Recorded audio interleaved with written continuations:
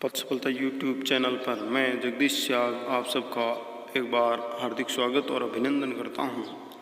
आज मैं आपके समक्ष ऑनलाइन टेस्ट सीरीज़ के तहत सामाजिक विज्ञान में धर्मनिरपेक्षता और सामाजिक न्याय टॉपिक पर महत्वपूर्ण प्रश्न लेकर के आया हूं, जो विभिन्न परीक्षाओं में आ चुके हैं।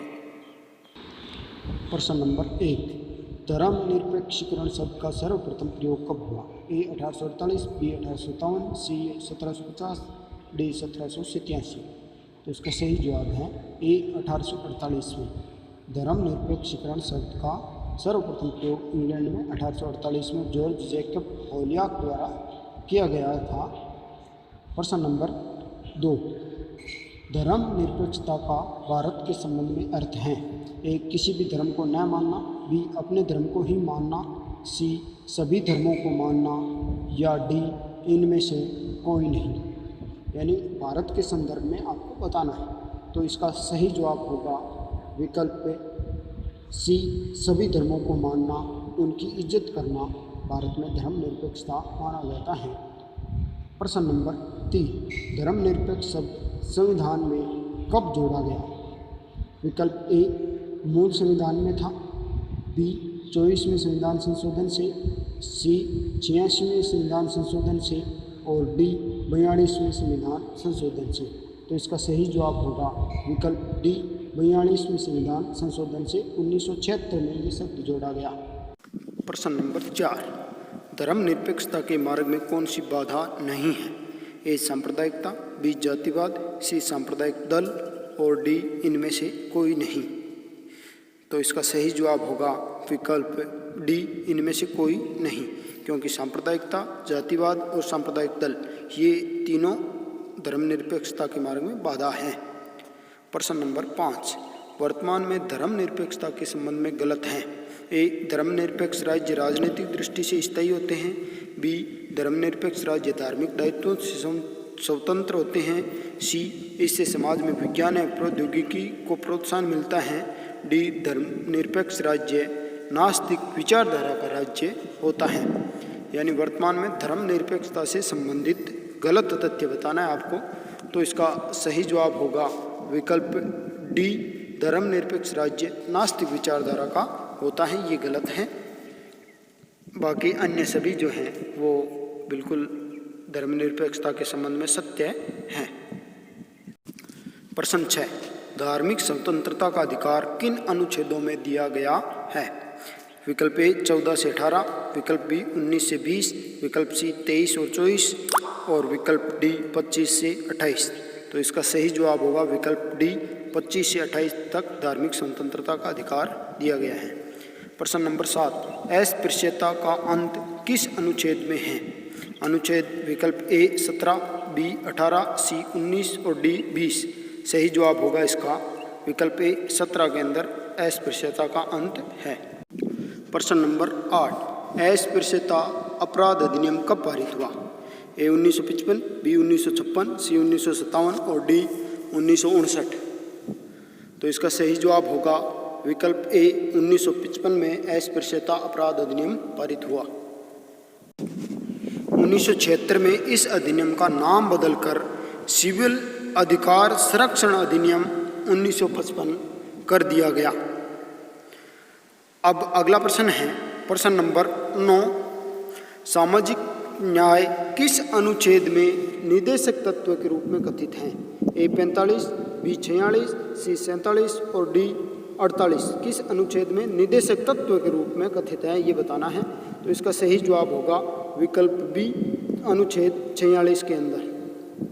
प्रश्न नंबर 10, समान नागरिक संहिता बनाने के संबंध में किस अनुच्छेद में कहा गया है? विकल्प ए 43, बी 44, सी 45 और डी 47। तो इसका सही जवाब होगा विकल्प बी 44 में ये दिया गया है। प्रश्न नंबर 11, समाज में आर्थिक असमानता का प्रमुख कारण है? ए परिश्रम का अंतर, बी योग्यता का अंतर, सी अवसरों की असमानता, डी उपरोक्त सभी। तो इसका सही जवाब होगा आर्थिक असमानता का प्रमुख कारण जो है ये सभी हैं, परिश्रम का अंतर, योग्यता का अंतर और अवसरों की असमानता।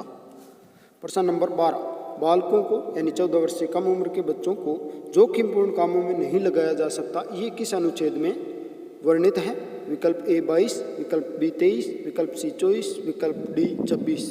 तो इसका सही जवाब होगा विकल्प सी 24 नंबर अनुच्छेद में ये बताया गया है। प्रश्न नंबर 13, अवसरों की असमानता के पीछे प्रमुख कारण है? ए पूर्वाग्रह, बी रूढ़िवादिता, सी भेदभाव और डी उपरोक्त सभी। अवसरों की असमानता, तो इसका सही जवाब होगा विकल्प डी उपरोक्त सभी, ये इसके पीछे हैं। प्रश्न नंबर 14, मानव के बलात् श्रम का प्रतिषेध कौन सा अनुच्छेद करता है? विकल्प ए 22, विकल्प बी 23, विकल्प सी 25 और विकल्प डी 27। तो इसका सही जवाब होगा विकल्प बी 23। प्रश्न नंबर 15, सामाजिक न्याय की जिम्मेदारी है? ए व्यक्ति की, बी समाज की, सी सरकार की या डी उपरोक्त सभी की। सामाजिक न्याय की जिम्मेदारी किसकी है? तो इसका सही जवाब होगा विकल्प डी, यानी व्यक्ति, समाज और सरकार सबकी जिम्मेदारी है सामाजिक न्याय की। प्रश्न नंबर 16, धर्म के आधार पर भारत में कोई भेदभाव नहीं किया जा सकता, ये किस अनुच्छेद में है? विकल्प ए 14, विकल्प बी 15, विकल्प सी 19 और विकल्प डी 32। तो इसका सही जवाब होगा विकल्प ए 14, अनुच्छेद 14 में ये दिया गया है। प्रश्न नंबर 17, निम्न में से कौन सी धर्मनिरपेक्ष राष्ट्र है? निम्न में से कौन सा धर्मनिरपेक्ष राष्ट्र है? ए पाकिस्तान, बी भूटान, सी भारत और डी चीन। तो इसका सही जवाब होगा विकल्प सी भारत धर्मनिरपेक्ष राष्ट्र है। प्रश्न नंबर 18, मुस्तफा कमाल अतातुर्क ने धर्मनिरपेक्षता का मॉडल किस राज्य में प्रस्तुत किया? ए तुर्की में, बी फ्रांस में, सी चीन में और डी भारत में। तो इसका सही जवाब होगा विकल्प ए तुर्की में मुस्तफा कमाल था जिसने धर्मनिरपेक्षता का मॉडल लागू किया। प्रश्न नंबर 19, जन समुदाय के लिए अफीम किसे माना गया है? ए धर्म को, बी राष्ट्र को, सी सांप्रदायिकता को, डी प्रशासन को। जन समुदाय के लिए अफीम विकल्प ए धर्म को माना गया है। प्रश्न नंबर 20, समाज में आर्थिक असमानता के प्रमुख कारण है? ए धन संपदा, शिक्षा, स्वास्थ्य एवं शक्ति जैसे मूल्यवान संसाधनों का विभिन्न वर्ग असमान रूप से बंटा होना, बी समाज के कुछ वर्ग कई पीढ़ियों से साधनहीन तथा गरीब हैं तो कुछ साधन संपन्न तथा अमीर, सी समाज में अवसरों की असमानता और डी उपरोक्त सभी। आर्थिक असमानता के प्रमुख कारण हैं तो विकल्प डी उपरोक्त सभी कारण जो हैं आर्थिक असमानता के हैं।